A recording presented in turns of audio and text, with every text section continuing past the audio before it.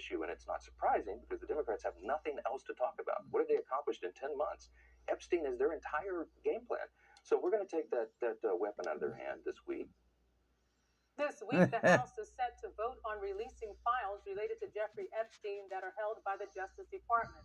Last Wednesday, the House released 20,000 pages of documents received from the Jeffrey Epstein estate. Trump was among the names found in emails, but the emails lacked context. Trump and Epstein were photographed together decades ago, but the president has said the two men fell out prior to Epstein's convictions. Johnson said the deceased Epstein victim, Virginia Giuffre, has also said Trump had no connection to Epstein's crimes. Trump recently instructed the Department of Justice to investigate prominent Democrats' ties to Epstein. Congressman Ro Khanna is a California Democrat and an original sponsor of the petition calling for a vote on the Justice Department's files release. He said today that he expects more than 40 Republicans to vote in favor. President Trump expresses disapproval with Indiana state lawmakers. He says they need to push forward with redistricting efforts. Colin Fredrickson has more. In a Truth Social post, Trump mentioned state senators Roderick Bray and Greg Good. He mentioned how their lack of effort in pushing for election maps more favorable to Republicans could cause the party to lose seats in the U.S. House of Representatives. He also mentioned Indiana Governor Mike Braun. On Friday, Bray said there were not enough votes to redraw the state's map, so the Senate would not hold a session on the issue as called for by Braun. Braun said on X that state senators should show up to vote for fair maps. Trump said Braun is not working the way he should to get the needed votes. He also said any Republican who votes against redistricting should lose his seat in the primary elections. Trump has put a lot of pressure on Indiana Republicans lately. He has invited their state legislative leaders to the White House and has sent Vice President J.D. Vance to the state. Redistricting typically occurs once a decade to use data from the U.S. Census. But lately, Democrats and Republicans have been locked in state-to-state redistricting battles before next year's midterm elections. A rare earth deal between the U.S. and China will hopefully be done by Thanksgiving. Treasury Secretary Scott Bessent made the remarks during an interview with Fox News that aired today. Here's the secretary. We haven't even finished the agreement, which we hope to have done by Thanksgiving, and I am confident that post our meeting in Korea between the two leaders, President Trump, President Xi, that China will honor their agreement. The U.S. and China announced a framework agreement on October 30th. As part of the terms, Washington agreed not to impose 100% tariffs on Chinese imports, while China would hold off restrictions on export of crucial rare earth minerals and would buy more American soybeans. During the middle-income Americans that would be funded by tariff revenues. Now we're going to do a dividend, and we're also going to be reducing debt. Friday's list of exemptions includes products U.S. consumers routinely purchase to feed their families at home, many of which have seen double-digit year-over-year price increases. The White House said Trump decided certain food items could be exempted since they were not grown or processed in the United States, and after, quote, significant progress the president has made in securing more reciprocal terms for our bilateral trade relationships. Trump has focused squarely on the issue of affordability in recent weeks, work to lower the cost of living, while insisting that any higher costs were triggered by policies enacted by his predecessor Joe Biden and not his own tariff policies. Democrats have won a string of recent victories in state and local elections in Virginia, New Jersey, and New York City, where growing voter concerns about affordability, including high food prices, were a key topic.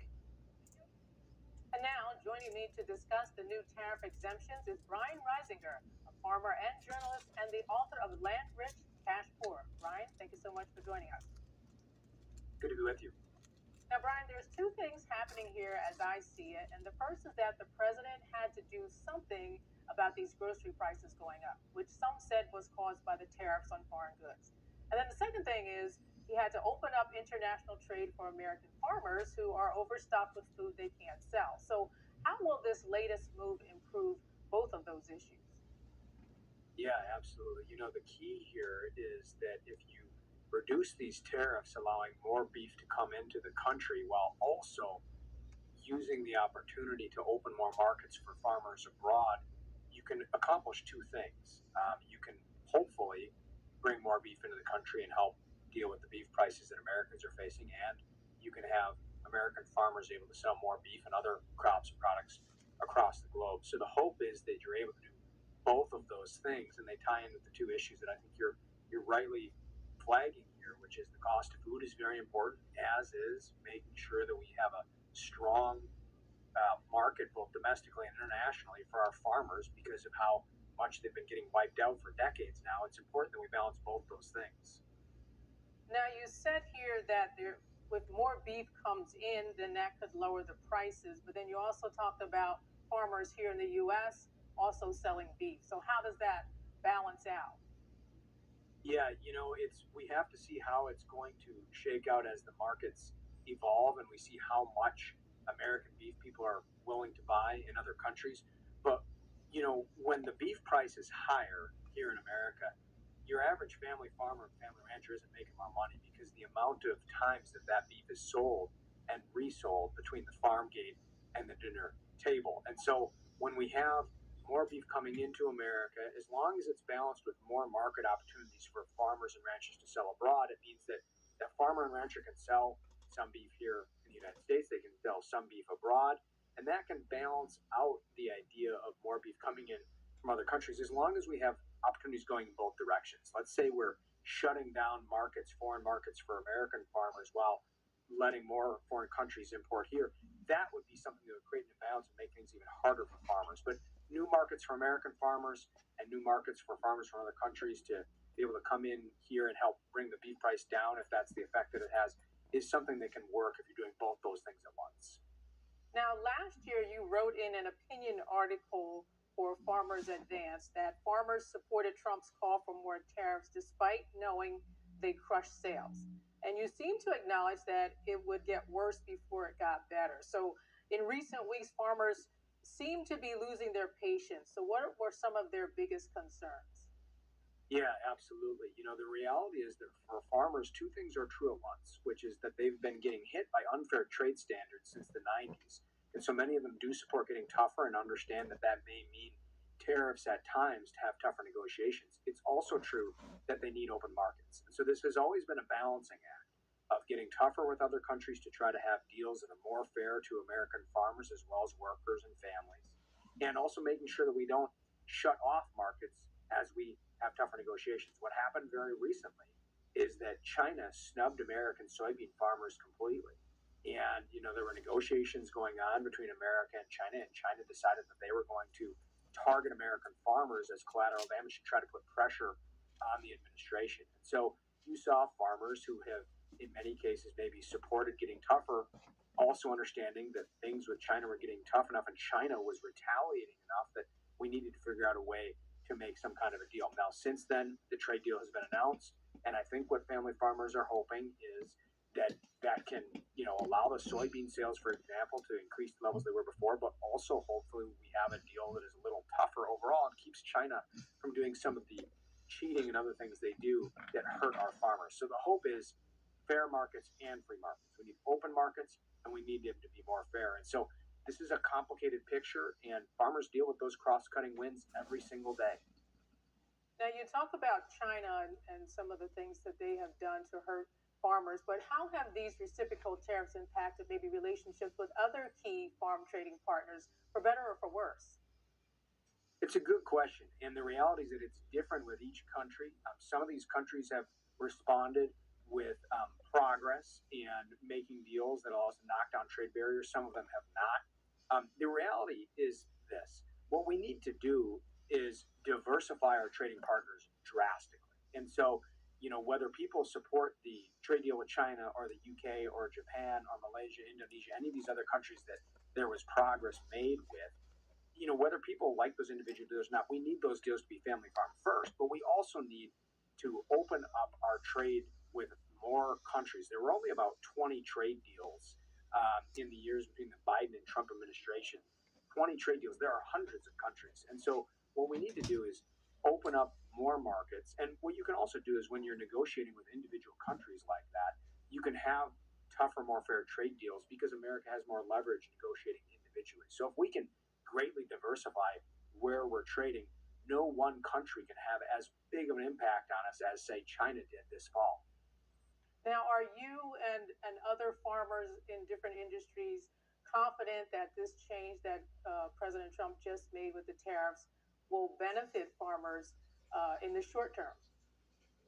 Well, we have to make sure that there are enough markets being opened abroad in a fair way to farmers in order for that to happen. So if they want more imports to bring costs down, and we have to see how the economics of that shake out, we also need enough markets opening up where these other countries that are benefiting from the reciprocal tariffs being brought down, those countries are willing to buy more American beef. So we need enough of these countries to follow through for that benefit to occur. It's very important.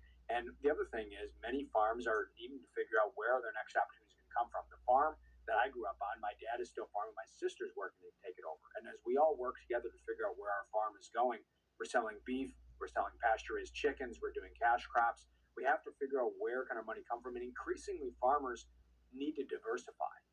For decades, farmers have been pushed to specialize on a few crops and products. That was the economic pressure. And what we're seeing is that can go too far. Because if you're only a soybean farmer and you're depending on China, you just had one of the toughest years you've ever had. But on the other hand, if you're diversified, trying other things, there's an opportunity to maybe blunt some of that. And so some of it is farmers seeing what these other countries are going to do, and some of it is farmers constantly trying to evolve, and there's very little time and very little money for farms that are operating on such tight margins to do that.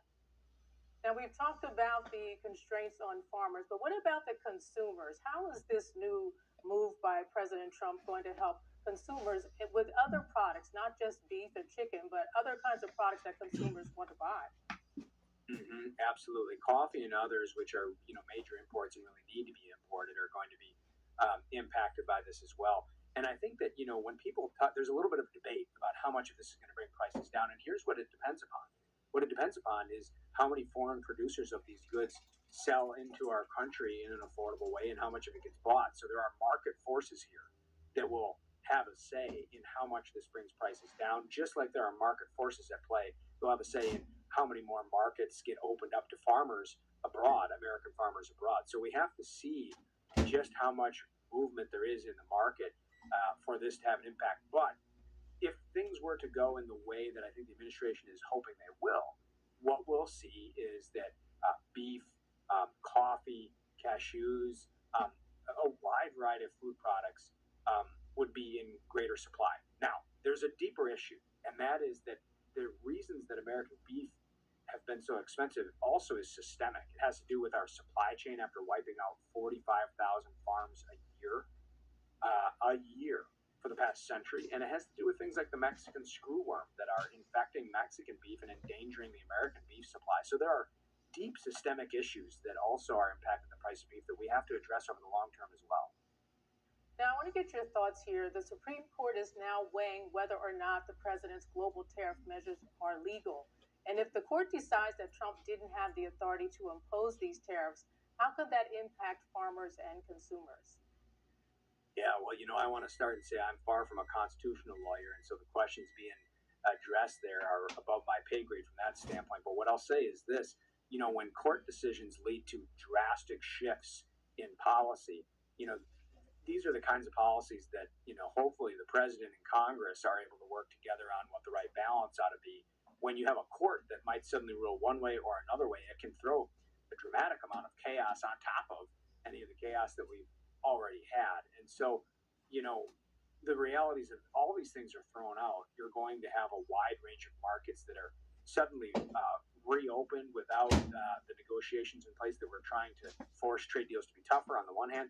On the other hand, you're going to have more countries able to import into our country. And whether that is something that we do or don't want is something that should be discussed and debated. The challenge is when a court ruling can suddenly swing an entire country's economic policy on such a drastic level. That's really an incredible amount of whiplash for American farmers, workers, consumers to be dealing with. And the fallout is something that we would be seeing over the course of many days, weeks, and months as we see how all of these countries react to America suddenly reversing course.